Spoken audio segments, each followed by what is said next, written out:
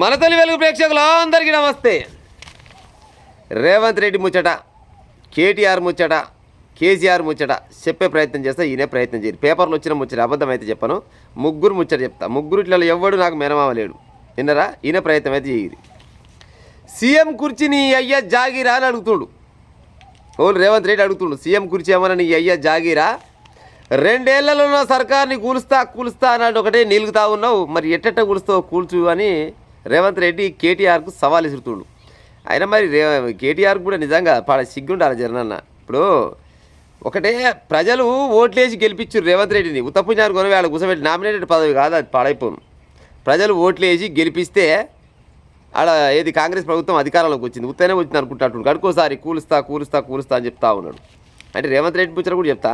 రేవంత్ రెడ్డి నేను పోయినట్టు కాదు ముచ్చటేలా, కానీ వాస్తవానికి ఎవరైనా కానీ ప్రభుత్వం 5 ఏళ్ళు నడవనించి ఉపాయం చేయాలి. కానీ ఒకటే పంతాలికి నేను కూలుస్తా అని.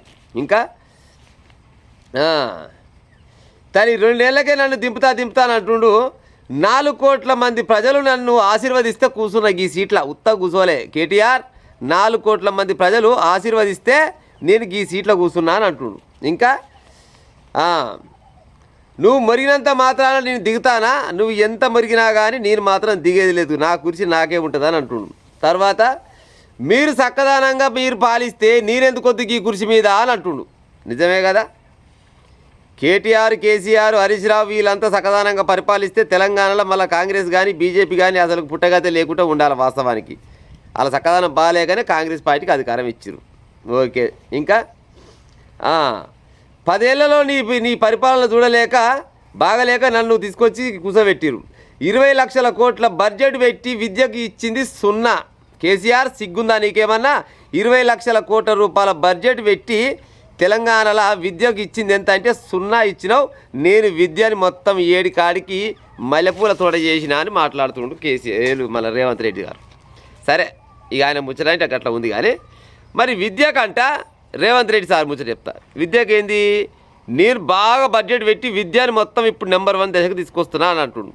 ప్రజలారా, తెలంగాణ రాష్ట్రంలో విద్యకు పెట్టిన బడ్జెట్ ఎంత శాతం చెప్పురి? 4 అంటే 4% బడ్జెట్ పెట్టాడు. మరి అవుతుండొచ్చునా? ఈయనేమంటుండు, గురుకుల పాఠశాలలల్లో కనీసం పిల్లలకు భవనాలు కట్టియలే ముఖం నీది. పిల్లల మొత్తం ఎలుకలు పందికొక్కలు కలిస్తే కూడా చూడండి ముఖం నీది. నేను ఇవాళ తెలంగాణ రాష్ట్రంలో విద్యకు సాధన చేస్తున్నాను నేను చెప్తున్నాను. నిజంగా కూడా అప్పట్లో మరి తెలంగాణలో గురుకుల పాఠశాలకు భవనాలు కట్టేయలేదు కేసీఆర్, అది ఎరుకున్న ముచ్చటే. కానీ మరి ఈయన వచ్చినాక కూడా మరి మంచిగా చేయాలి కదా. మరి విద్యకు పెట్టిన బడ్జెట్ ఎంత? 0. ఈయనదైనా 0, గాయనదైనా 0. ఈయన 4% ఏం పెడుతున్నట్టు. కానీ చెప్పుకుంటాడు ఇంత పొడి చెప్తాడు. సరే, రేవంత్ రెడ్డి ముచ్చట నెక్స్ట్ మాట్లాడతా. కానీ ఇప్పుడు గిన్ని రకాలుగా అన్నాడు కదా. మరి సీఎం పదవి నీ అయ్యే జాగిరా? నిజంగా కూడా కేటీ రామారావు నీ అయ్యా జాగిరా? నిజంగానే తెలంగాణ ప్రజలు అడుగుతున్నారు. సీఎం పదవిని గడుకొకసారి కూలుస్తా అనంటే ఎట్ట కూలుస్తావు? ఎందుకు కూలుస్తావు? కూల్చాలనుకుంటే నెక్స్ట్ సారి ప్రజలు కూల్చే ఉపాయం చేస్తారు. అంటే కాంగ్రెస్ పార్టీ వాళ్ళకి ఇప్పుడు తెలంగాణలో రాజాన్ని ఏలలేకనా, లేకపోతే వాళ్ళకి తెలియకనా, లేకపోతే తెలుసుకోలేకుండా వస్తున్నా? అంటే మీకే తెలుసానా? 10 సంవత్సరాలు ఎట్టెట్ట ఏలిరు, ఎట్టెట్ట రాష్ట్రాన్ని ముంచిరు అనేది మీకు తెలుసు కాబట్టి మీరైతేనే ఏలుతారు. ఇంకా ఎవరు కూడా ఏలకుండా వస్తున్నా? సిగ్గుండాలిగా జరనన్న. వాళ్ళు వచ్చి 2 ఏళ్ళు దాటినట్టుంది అంతే, అంతకంటే ఎక్కువ ఇది లేదు.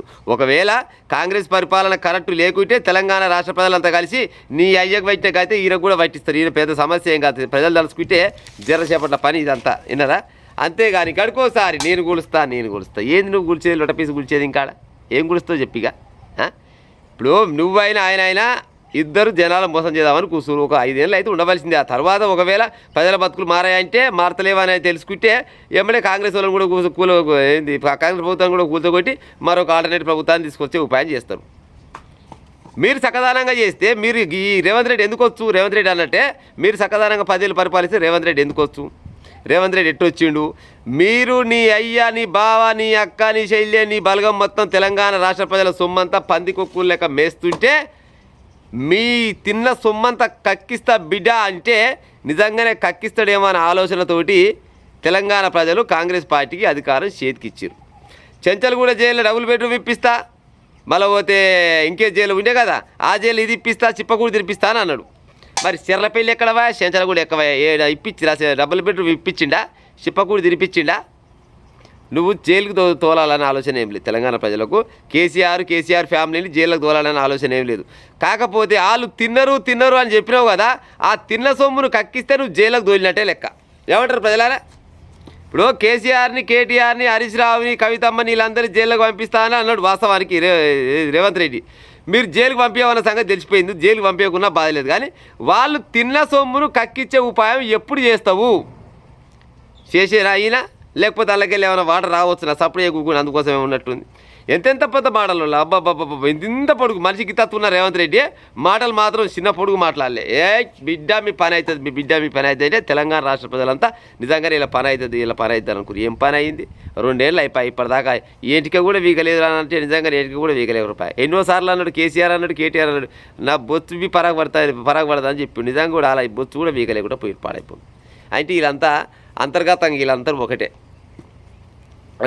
వీళ్ళందరూ ఒకటే. కాకపోతే విద్య కంట కేసీఆర్, కేటీఆర్ వాళ్ళ ప్రభుత్వంలో 20 లక్షల కోట్ల రూపాయల బడ్జెట్ పెట్టి 0 ఇచ్చిరు.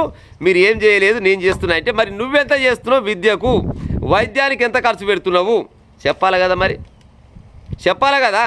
విద్యకు, వైద్యకు, ఉపాధికి, నిరుద్యోగులకు ఏమేం చేస్తున్నావు, ఏం కథ అనేది ఈయన కూడా క్లియర్గా చెప్పాలి కదా. ఏం లేదు, చేస్తాం ఆయన 10 ఏళ్ళు చేస్తామని చేసినట్టే ఉంది. ఈయన 2 ఏళ్ళ ఈయన చేస్తామని అన్నాడు. మరి చేస్తే మరి ఇంకా 2-3 ఏళ్ళు ఉన్నట్టుంది. మరి చేస్తాడేమో. కానీ సీఎం పదవిని, కుర్చీని కూలగొడతా అని ఎప్పుడైతే అంటుండో కేటీఆర్, నిజంగా కూడా అంటే అధికారంలో ఎప్పటికీ ఈలే ఉండాలన్న ఆలోచన దుర్బుద్ధి తప్పితే ఇంకో ఉద్దేశం అయితే ఉండదు. ఎవరైనా ఇప్పుడు సీఎం పదవిలో కూర్చుంటే మీరు మగపిల్లగాళ్ళు అయితే, మీరు మొనగాళ్ళు అయితే, బీఆర్ఎస్ వాళ్ళు అంటే కేటీఆర్, కేసీఆర్ అయితే రేవంత్ రెడ్డి ఏమేమి చేస్తుండు, ఎందుకు చేస్తుండు, ఆయన చేసిన దాంట్లో తప్పులే ఉన్నాయి, అలా అవాస్తవాలు ఏమున్నాయి అవి జనాలకు తీసుకొచ్చి చూపిస్తే నిజంగానే రాయ్ మొరగాళ్ళు తండ్రి కొడుకులు అని చెప్తారు.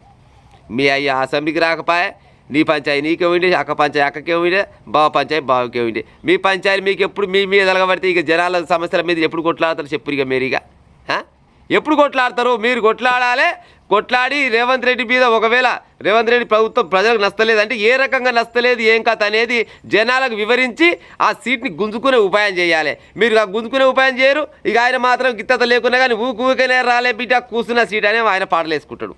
నిజంగా కూడా ఇప్పుడు రేవంత్ రెడ్డి నమ్మాలనా, మరి కేసీఆర్ నమ్మాలనా, కేటీఆర్ నమ్మాలనా, హరీష్ రావు నమ్మాలనా, ఎవరు నమ్మాలనేది ఇక మీరే చెప్పాలి ప్రజలారా. ఉంటాం మరి.